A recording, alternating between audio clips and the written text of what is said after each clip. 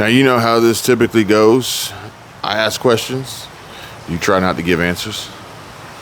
I don't know what that means. I ask a question. You say a lot. It never answers your question the way you expect a question to be answered, but I'm still answering the question the way I answer questions.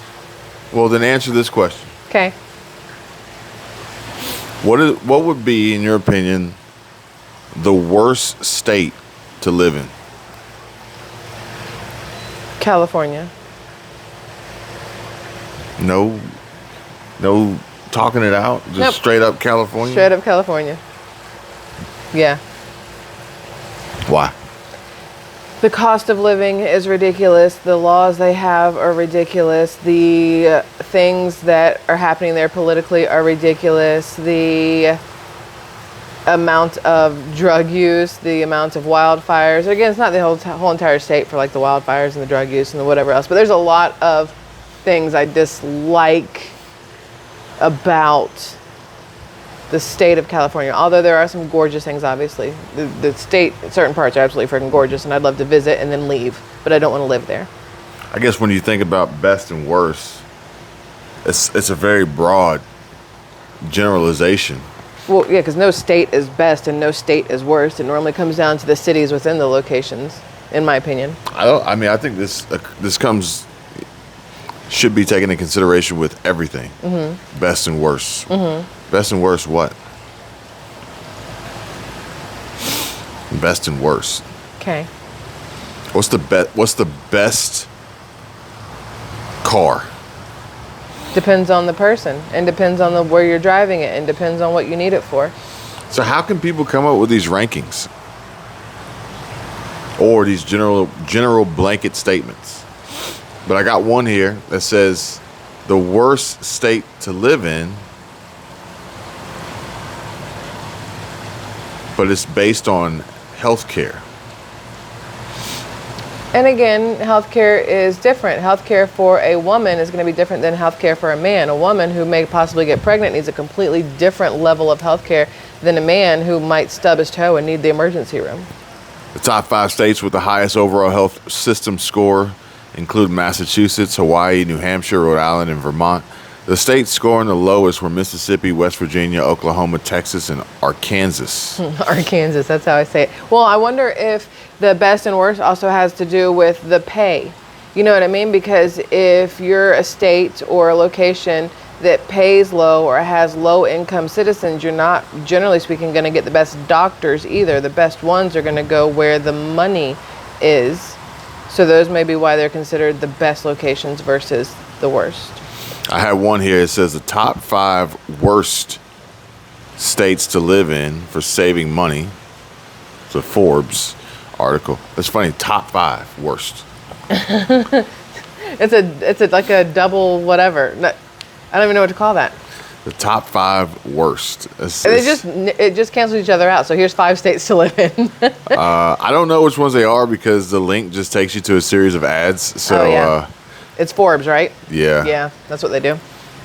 But then let's just say you don't need to make money and you're relying on Social Security, which is ultimately a big setup. Trying to trick people.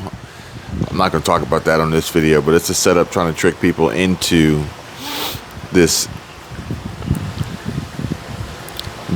rapidly depleting fund. But 10 states to avoid if you're living on just a Social Security check, which ultimately would mean the 10 worst. In their opinion, meaning also the 10 with the highest prices, highest cost of living. And Florida is number 1, or at least the first one. There's no number, but it's also not in alphabetical order. I was about to say, because I'm looking right here, and Washington looks worse than Florida based off that 1-bedroom rent number. Yeah, so, it's funny because I had a comment come through, and the comment said, Florida is a fun place if you're making good money, but there's really no economy there. Mostly just poverty and crime. What the hell part of Florida are they looking at? Well, they've never been to 30A then. You say part, and they say Florida. Yeah, I mean, So like when they say Florida, they mean the entire state is a dump. Well, here's the problem also. People, when I tell them, hey, I'm doing my live stream on 2.0 at 4 p.m., 5 here in Florida, Central Standard Time, 5 p.m. Eastern Time for you guys, they're like, you're an idiot. It's Eastern Time. And I'm like, well, you're a bigger idiot then, because there are other time zones in Florida, because Florida is a large, large state, and it does span right to left, not just up and down. They forget about the panhandle that flows itself over into Alabama area. You're an idiot. Oh, man.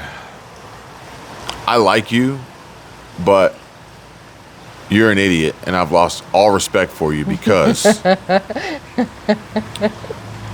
Why are you still here? Why are you still here? You can't say I like you, but... Why are you still watching? Why are you still subscribed? Why are you... I haven't watched your video yet, but... Well, why are you commenting? Yes. Why is there a comment? No. I posted a community post on 2.0 that basically said, I'm really glad that our thoughts don't pop up in bubbles above our heads. Because... And then somebody's like, doesn't matter if your thoughts do, your face and posture. I'm like, oh yeah, my face will give me away every single time. But if you can get my face and the words, nah. YouTube wouldn't be good. It's got features for the viewer of not interested, do not recommend channel. And then as a creator, hide user from channel. Yeah. If only those features were available in day-to-day life. Swipe left. Wait, which one's the one to get rid of people? I don't know. I think it's never used it. I don't know. I don't know. But then, like, I was telling you, or I was telling my brother to scroll. He was scrolling on his phone. And I said, scroll up. And he went the wrong way. And you say scroll down, and he understands it. Like, your brains are inverted. Well, because when you say scroll up, I think I need to go back up to where I was. You say scroll down, I think you want me to look at what's below it. And you're thinking of the other way. Scroll up, meaning you're with your thumb, so it takes you farther down. Right. Versus the other. Yeah. Yeah. Yeah. But again, we have other instances here of best and worst, with the best states to live in, according to 24/7 Wall Street. They just give this blanket statement of the best states to live in.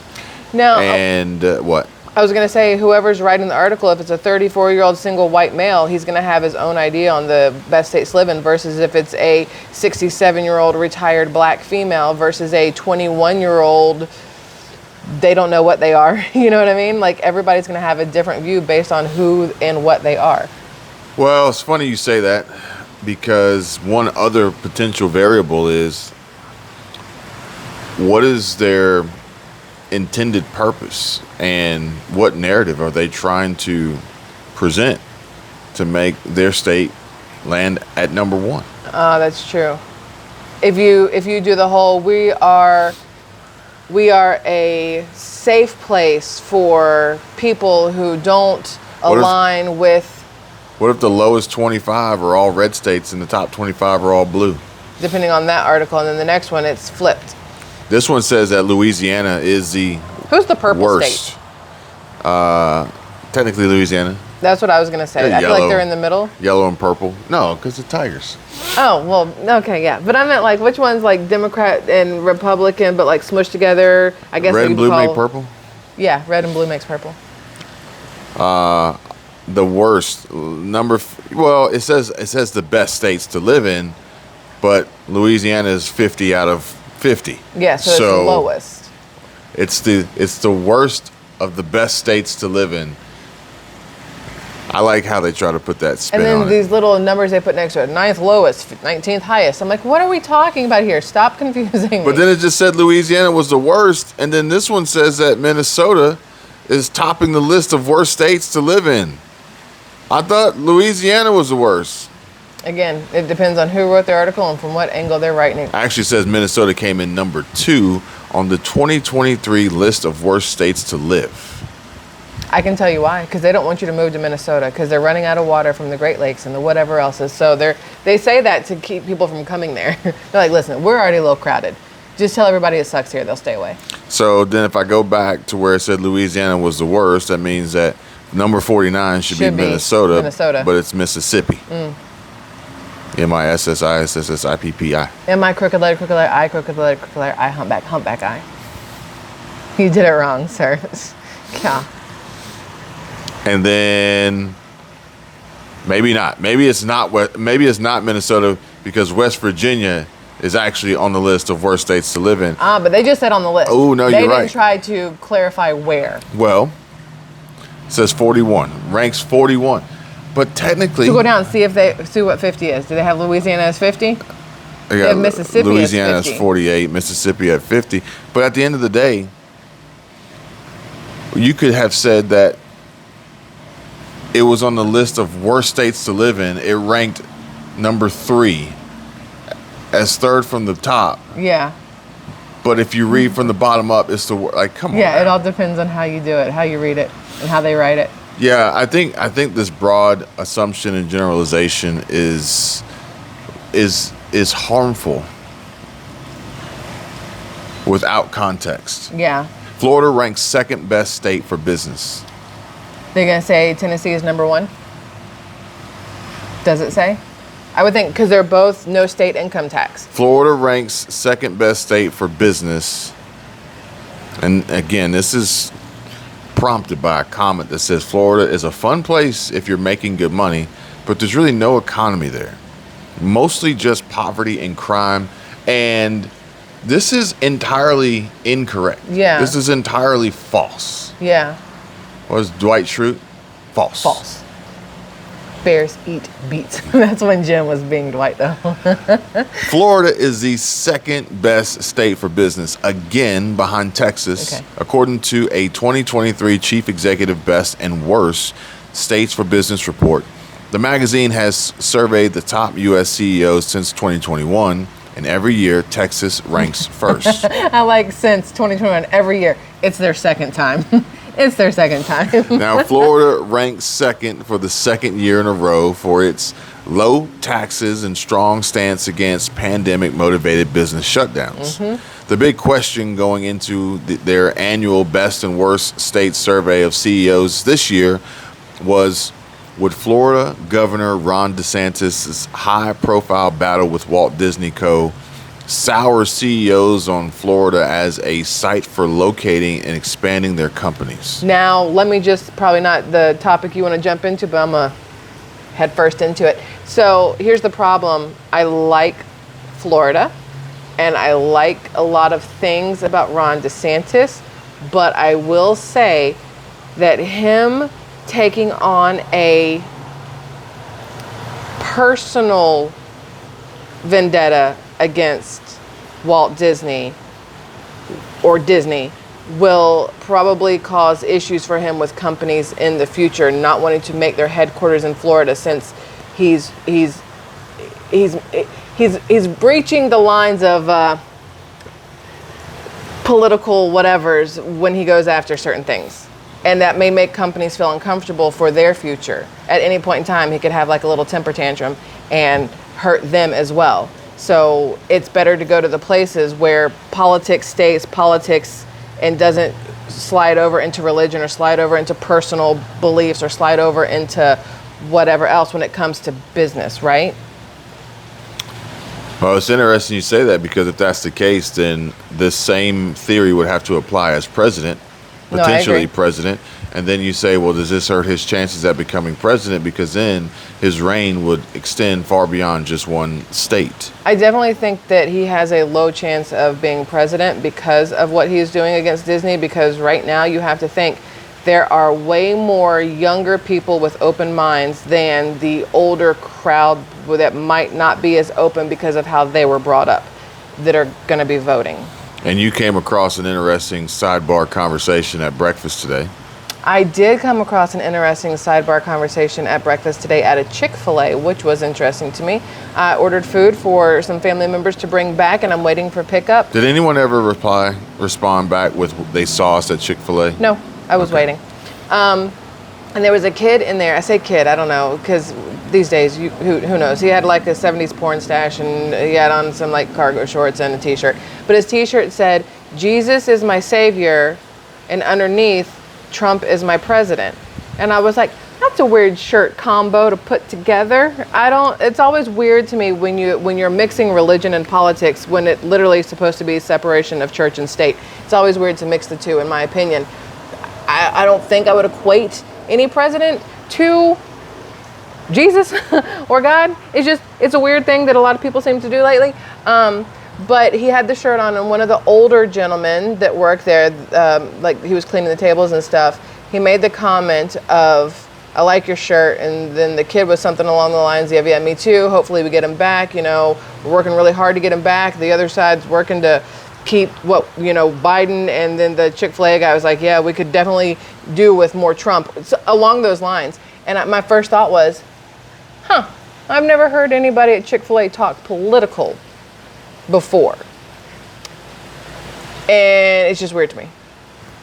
But then that made me ask you, who would you rather have, Biden or Trump?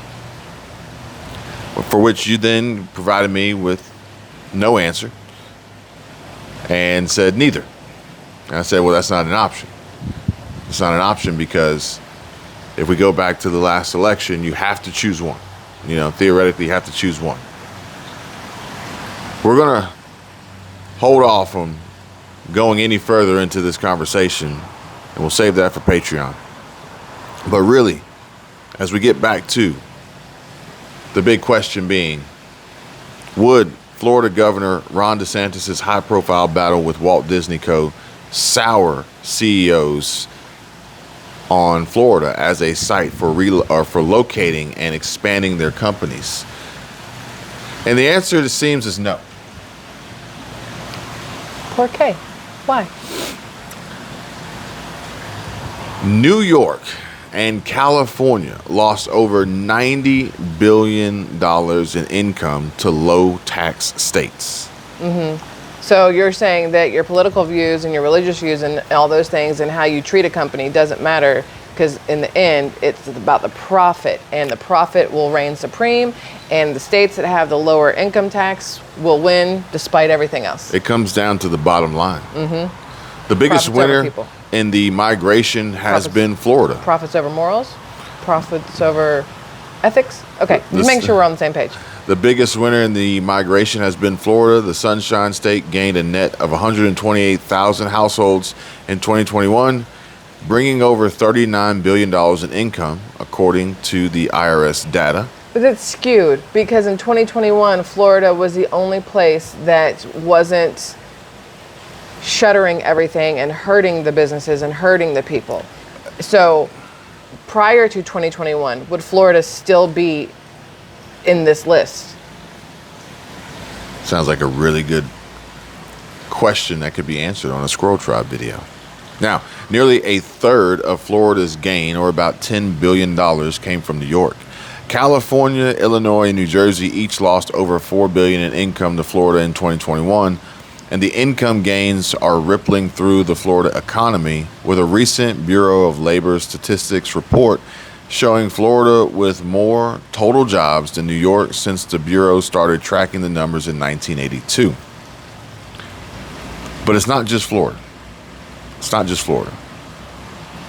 Because another comment shared here says most retired, I'm thinking retired, are leaving the U.S. because they just can't afford the cost of living in the U.S. But here's my question. Once you leave the U.S., do you no longer get your Social Security or anything like that? So the people who are retired and leaving the U.S. are the ones who already have enough money to make it without their Social Security.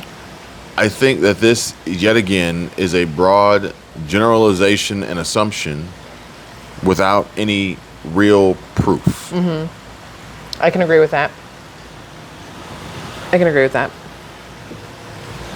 Another comment says that you are spot on. I'm in New York City, wanting to make a move as well, demographically and financially. But my question is that really possible? Or do they just want to hold you down and hold you back and keep you poor and needing to rely on their government aid and stimulus? Here's my question. When they say demographically, What do they mean? What do you think? When they say demographically, do they mean ethnicity-wise? Do they mean age-wise? Do they mean money-wise? Because it's going to be really hard to find any place this day and age where there is not some sort of variety or spice of life in a city. You know, maybe... Although East Palestine, Ohio is still 99% or 97% white. Well, you know, maybe they might actually be like a darker shade because of all the soot that has... Too soon. But maybe it's just that they want the change to change the proportion of the variety. They're not saying they want exclusively one or the other. They're just, you know, maybe, for instance, we would choose not to move to Baytown Wharf because we feel like the vibe over there is of an age group that is generations above ours. You see what I'm saying? So maybe if someone did live there, they're saying, you know what, I want to move to a different demographic. But the problem is when you move to a different demographic, the current demographic there generally has a problem with it, and they go, I want to move to a different demographic. And then you just have this wave of demographic change. Think about Atlanta, downtown Atlanta. When it used to be you drive through there and it's old houses and it's poor areas, and then now you've got, it's just becoming gentrified like like whatever. One side of the street you have $1 million homes. Right across the street, you have children who don't have shoes on and cars that don't have wheels and porches that don't have like half their stairs. It's such a weird thing, but that's the same area that they're like, you know, we need to switch up the demographic. We need to bring money in to raise the whatever. But all that does is move out the current demographic and just move in a whole new demographic. It's a cycle. It's not cyclical. It's not perfect. Never has been, never will be. True. You have to be willing to evolve and adapt, basically. And able. Not able and willing go together, in my opinion. A lot of people may be willing, and some of them might not be as able. Agreed. Now it says that Ron DeSantis had previously said, we've had a really significant migration of productive Americans' wealth out of states that are governed more in line with high tax, weak on crime, too restrictive on pandemic policies, and over the last 4 or 5 years, we've seen those states really hemorrhaging people. Even states that had always gained populations like California have hemorrhaged productive people. Well, I can tell you why they hemorrhage productive people. When you legalize certain things and kind of add to it and make it a free-for-all and hand it over for free, you're going to hemorrhage the people that don't want anything to do with that. Yeah, I mean, honestly, the productive people of the society, of the economy of that state are, and not just California, but we're seeing this happening in a lot of different states around the country. The productive people are being punished and penalized for being productive. For not being a drain on society. They're being penalized. I agree. Now, if Florida were its own country, and this is really important here. This is really important because the comment said that there's really no economy there. It's mostly just poverty and crime. Florida, if it were its own country, it would be the 13th largest economy in the world at over $1.23 trillion. So how can we be that way and our country be where it is in debt? Because our country isn't run like this, or the state of Florida. We're in Georgia. So then, again, I have to ask the question. Will Ron DeSantis make a good president? Yeah. The report notes that while Florida took an economic and physical beating from Hurricane Ian in September of last year, its economy remains strong. Despite reports that some people have received insurance claim checks from citizens that have apparently bounced. More on that later. Noting in May of last year that private sector employment growth was double that of the national average. Additionally, the state closed out the fiscal year with a record $20 billion in state reserves. And these numbers, these statements, the data here reminds me of Trump from a political / business perspective, just without all the bankruptcies. Yeah. Like Okay. Trump going And failed colleges? Did he have a college? into office was like a businessman to run the country. That could be good. Yeah. Well, I thought the same thing. I thought if politicians have gotten us to the shithole that we're in, maybe a businessman can come through and pull it out. Although that same businessman is the same one who's had many floundering businesses and bankruptcies and hasn't paid employees and is more of a reality star than anything. Sure. Star? Give it a go. That's what he's known for. Star? Yeah. Reality star, because that's what he's known for. He's like up there with the Kardashians.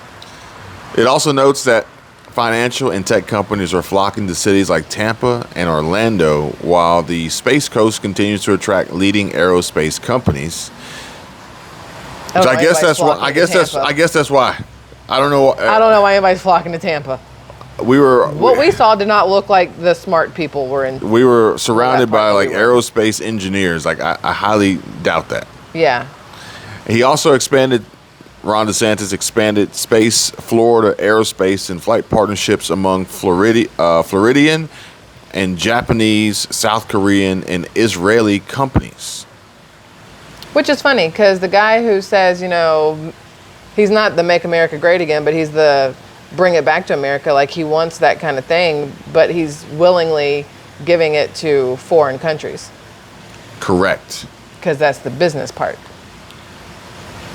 Yet I don't feel as though there would be much pushback from Japanese, South Korean, and Israeli companies in comparison to maybe other countries. Could be wrong, but didn't Israel just attack Palestine? Hold on. That's a kind of pushback. Well, maybe, but not like having engaged in business with other countries that people just tend to hate. Oh yeah, there was an Israeli drone attack on Palestine. So now there are also highlights and key tax credits and grant programs in Florida that are attractive to CEOs, including Florida's Capital Investment Tax Credit, which offers an annual corporate income tax credit that lasts up to 20 years. I just realized the irony of what I said. Israeli drone attacks killing people in Palestine, when here DeSantis is like, yeah, we'll let Israeli people into the aerospace. Because it's about flying and damage. You're reaching on that one. I don't know. It feels accurate. You're reaching on that. It feels accurate. You've been reading your comments too much. You've been reading your comments too much. Now, it also highlights Florida's urban job tax credit program, which offers between $500 and $2,000 per qualified job for eligible businesses located in one of Don't make eye contact. 13 designated urban areas. And Florida's research and development tax credit, which offers a credit of up to 10% of the excess qualified research expenses. And for people out there interested in starting businesses and wanting access to grants and funding, Florida may be a good look. Mm-hmm. Not to mention, You have some of the best beaches in the world. Destin ranks number 4 in best beaches in the U.S. for 2023. They're wrong. It's number 1 clearly, but please go. However, Clearwater made number 5. So Not sure how that happened. whoever wrote this, I mean, Clearwater is lovely, but the beach is like walking on shredded glass. I did not love Clearwater. Like years ago, I didn't love the beach. It was really hard to walk on. And this year, when we tried to go, you just couldn't. Yeah, it was. I don't think I'd ever go back after this year. Wild. It is so overcrowded. But I have to compare the beaches, not just the water and the sand, but the city that backs up to it. Yeah. And I'll take Destin Any day. 10 times out of 10 over Clearwater. But it ranks 4 and 5, on best beaches. So, I mean, can we really sit here and say that Florida, there really is no economy there, mostly just poverty and crime? No. I'm really having a hard time coming to grasp on that one. And we're only number 4 after being behind 3 Hawaiian beaches: Maui, Kauai, and Honolulu. Okay, well, I can understand that. I've seen some of those in videos, and they're freaking gorgeous. Yeah, so we're number 1. After Hawaii, because all of those are Hawaii. We're number 1 in the contiguous. That's where I want to go. Let's go. I want to go to Hawaii more than anything. Not to mention, Florida has some really great spots to work remotely. And particularly in Destin, the number 1 spot to work remotely is Starbucks. Is that not what you're talking Starbucks. about? Like where you get like... Yeah. Oh. It's not Starbucks.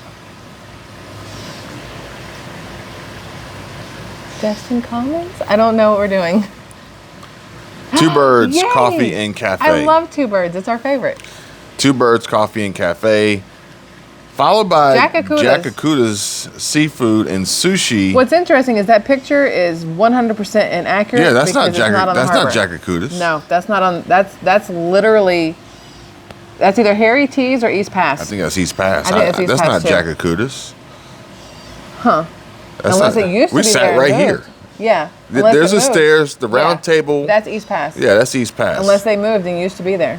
We'll have to look that part up. Just Love Coffee Cafe Where is that? does not really exist anymore. So how old is this article? It's actually Destin Cafe. Oh, okay. Oh, that makes sense. I think it was a situation similar to Another Broken Egg became Crackings. Oh, okay. And Just Love Coffee Cafe became Destin. Yeah. Okay. Ross Marler Park. I don't even know where that is. I do. It's in that drive that I told you to take along Old Destin. Okay. It's down there. When I said that there's places down there where we could look at older houses and not be in a neighborhood, but you're literally right across from the water, that's what I was talking about. Grayton Beach State Park. Grayton Beach State Park. That's the one that is over, we haven't gone into yet, on the right-hand side when you're leaving Destin and going to Fort Walton before you get to Boardwalk on the left. Remember you said, look at that place is packed? It's where we went to turn in that one time and there was like that massive puddle and the guy was coming out and he drove through it and the water went everywhere. Gotcha. Last but not least, Henderson Beach State Park. That's a great one. But when it says work remotely, doesn't that mean you need Wi-Fi? You know, I'm assuming great location, got a hot spot, but maybe what if they do have Wi-Fi? Maybe because it's covered, because you have seating and shade and everything else, and there's bathrooms and there's water fountains. And it is a campsite. And when we would stay at KOAs, we would have Wi-Fi. Log into their Wi-Fi. You're right. And it'd be better in certain parts of the campground than others, but they offered it. So maybe they do. Here's how we test this out. We buy the Overlander, we put it on the Jeep, we go stay there one day. Or we could just call them and ask them. My way is way more fun.